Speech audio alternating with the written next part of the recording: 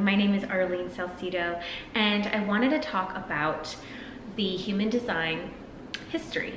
So one of the things that I wanted to cover about the history of human design is basically how did human design kind of come about, and then how do each of the 5 energy types kind of, what was the beginning into the energy types that we have now. So basically, human design was discovered by Ra Uru Hu, and he was out in Ibiza, out in Spain, and one day he was just kind of playing with his dog or something like that, and you could probably Google the story a little bit better and get more information, more probably accurate information than I'm giving you right now. But basically, he got this download, and this download kind of took a process of about 40 days. And within this download, he got all this information kind of just being spoken to him from spirit. And so basically, he fused these 5 different modalities, 5, into human design, which is basically what I love, and it's one of my passions that I love to teach and do readings. So basically, it's made up of 5 different modalities. So we have the chakra system. And in human design, there's actually 9 chakra centers instead of 7. So it's a little bit, more inclusive with the chakras. And then we also have the I Ching, which is comes from Chinese philosophy, and it's the gene key. So it's kind of like a genetic coding in a sense. And then we have astrology. So it's Western astrology that is part of human design. And we also have the Kabbalah, which is the tree of life, which is where we get the body graph from. And then we also have the numerology. So all of these 5 things play a role in human design. And it's really fun because I was already on the path of learning about astrology. I love astrology. I've been into astrology since I could remember. So that was one of the things that kind of drew me to and helped me understand human design, because understanding the astrology aspect of it. And then numerology, I kind of discovered in my early 30s. I'm naming my age here. So I basically kind of was able to grasp and understand. And then I also learned about the chakra system while doing my yoga teacher training. And so that was like already really easy for me to sort of grasp. But when it came to human design, and basically I stumbled on it at about 3.5, maybe even 4 years ago, and on a podcast, and it was barely starting to come out. And so something about it just really caught my eye, and I decided to dig a little bit more into it. I read my own chart, and then I started to self-study for myself. So as I was self-studying just for me, analyzing my own chart, that's when I realized, like, this is so on point. This is like true to my core. It's reading things that like no other charts have read or that have picked up. So it's very, very, very strong with like differentiating you versus another person. So no 2 people will have the same charts, just like as in astrology or numerology.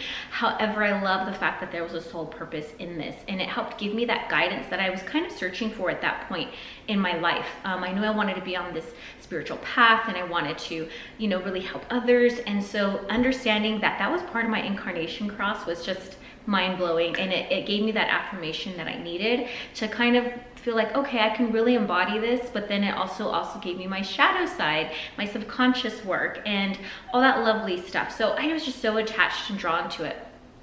So from there I found out, oh, okay, I'm a projector out of the 5 energy types. And so then from there, that really opened up the gates for me, because it really read my energy that I always felt I kind of was.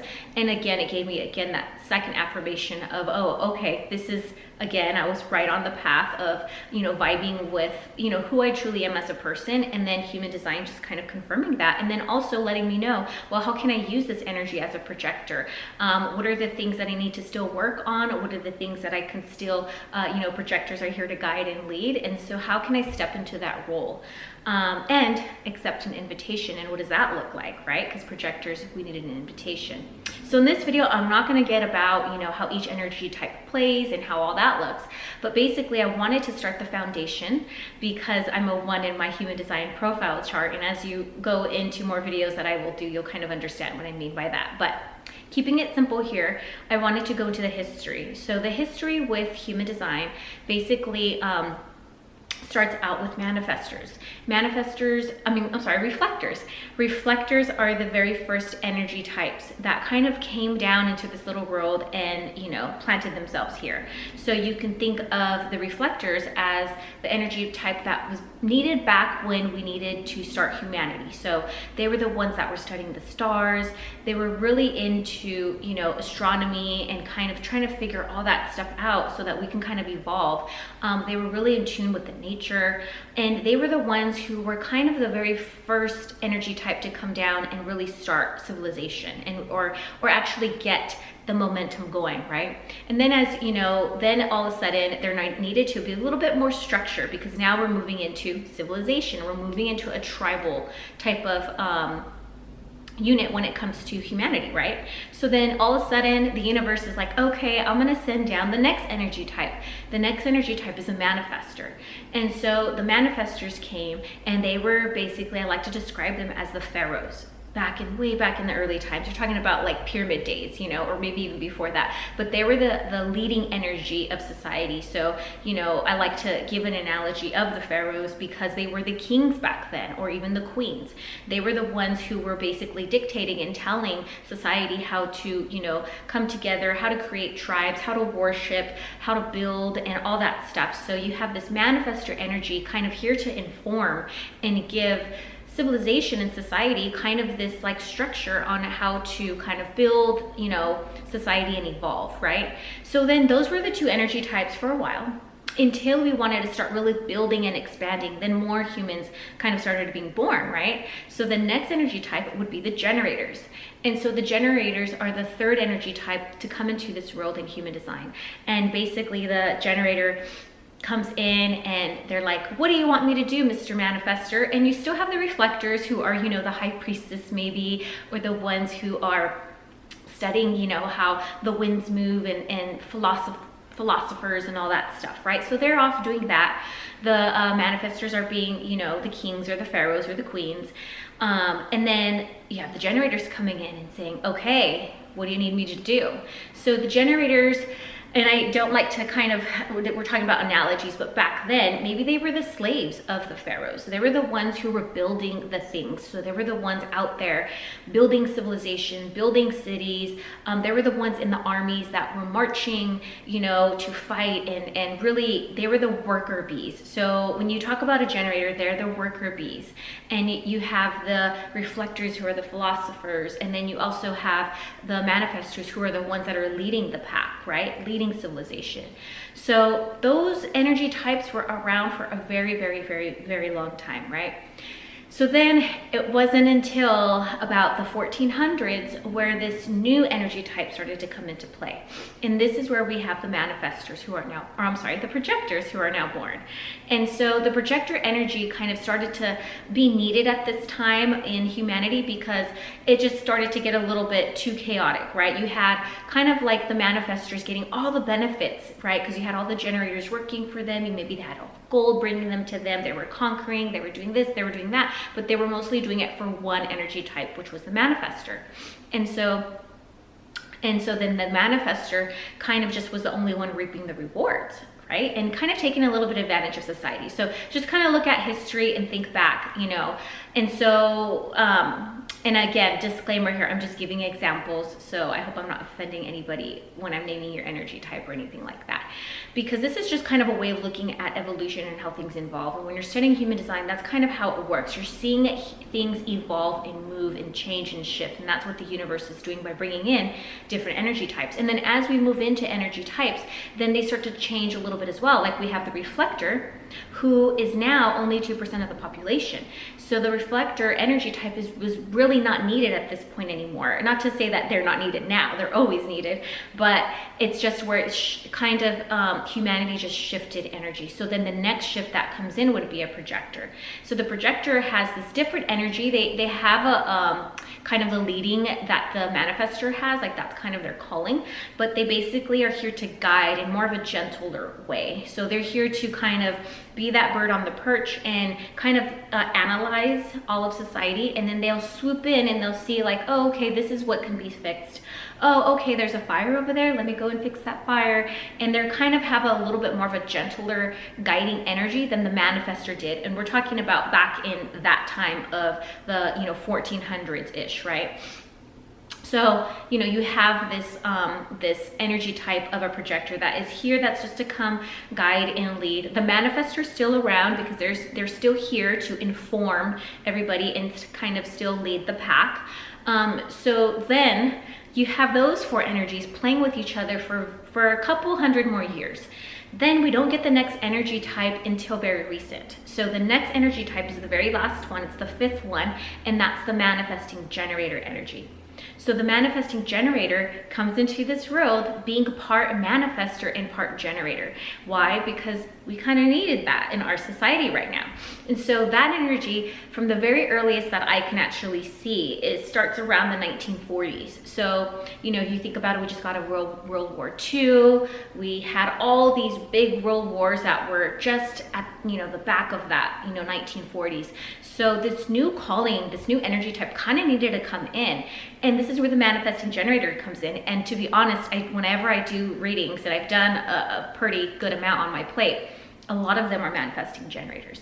So you have manifesting generators, and their energy kind of came into this world because we still needed that guiding energy, like a manifestor, that like, go get it, let's lead the army, let's conquer this country. But then again, manifestor, just normal manifestor, is better use of their energy when they are here informing, and they're that one that's leading the troop out.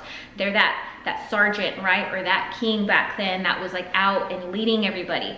But then, and then you have the generators that was behind the manifestors, kind of, you know, fighting the fight or doing the work to help civilization move on and move forward. So the manifesting generator now has those two energies of, one, they can guide and inform and lead, but then they can also do the work because they have that generator sacral energy that's kind of, you know, helping them achieve those two things. And so you have this baby of a manifesting generator from two different energy types that are now kind of the ones that are starting to be born a lot more now. So because there's an energy of generator in them, when you look at the population, we have about 35% manifesting generator, and then another 35% pure generator. So because they both have those generator energies, when they come together, it's 70% of the population.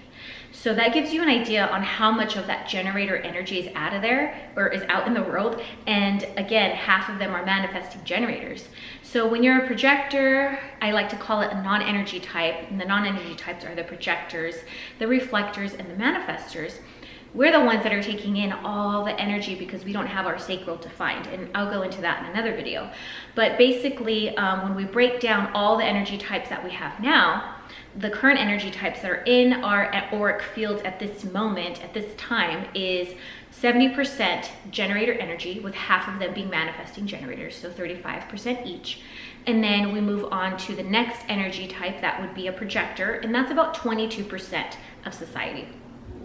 Then we move into the manifestor, and that's about 8% of the energy of the field, right, of different auras and energy types. And then the last one is the reflector. 2% of the population are reflectors. And we are all still here to bring our gifts. We are all here still to kind of guide and, you know, and shift and stuff, and it all is shifting. Now we have the manifestor who doesn't need to be the king or the queen anymore, but instead they're still here to inform and guide and lead. So as an example, think of Martin Luther King, right? Think of all those wonderful people who start these big movements, right? Those are usually manifestor energy. We have a projector energy, which is Michelle Obama, they're projectors. They're here in a softer leading guide, right? Leading and guiding humanity in like a presidential way, right? And then we also have a manifesting generator energy, which is Donald Trump, or it's even I believe Hillary Clinton. So those energies are also still around, and they're still needed, and they give their own flavor to our society. And then we also have reflectors. So famous reflector would be like Michael Jackson, you know, giving out his gifts through his music, or Sandra Bullock. She's also a well-known reflector, and you know, she gives out her gifts through movies and helping humanity. And usually reflectors are here to help humanity. They have this very loving, softness, wise energy about them. So again, all of that is still needed in our society. And so you can find out, you know, how does this energy play into the modern times, as I gave you the backstory of the ancient times, right? So that's why I wanted to have this video, just to give you guys a different perspective of looking at human design from an evolutionary standpoint, and also just seeing like how much your energy type has grown from when it very first started, you know, if you were a reflector or a manifestor or a generator, into where it's at now. And just seeing the evolution is so beautiful, and that's why I love human design, and I love bringing this knowledge and this information to you guys with my projector guiding wisdom. So I hope you guys have enjoyed this video. It's been great, and I definitely look forward to sharing more human design wisdom with you guys and breaking them down into simple videos that you can kind of really take that time to digest and grasp them. So I'm really excited to offer this knowledge to you. If you're interested in booking a reading, you can visit my website below. It will be in the link description. I have different readings, different offerings, so feel free to check those out. If you want to follow me on Instagram, I'm at Luna Soul Wellness, and I'm always doing some lives there as well, so you could feel free to connect. If you find this video helpful, please leave a comment. If you want to share your energy type and maybe how it relates to this video, that would be great. Also leave a comment, because I noticed that when we leave comments, we actually help out others. We answer questions maybe that we're too scared to leave a comment for and ask, or you know, we could just read through the comments and see other people's perspectives. So using the comments definitely helps each other, and so I definitely suggest using that. I am here as your guide. So again, thank you for watching. And again, please feel free to subscribe to my channel.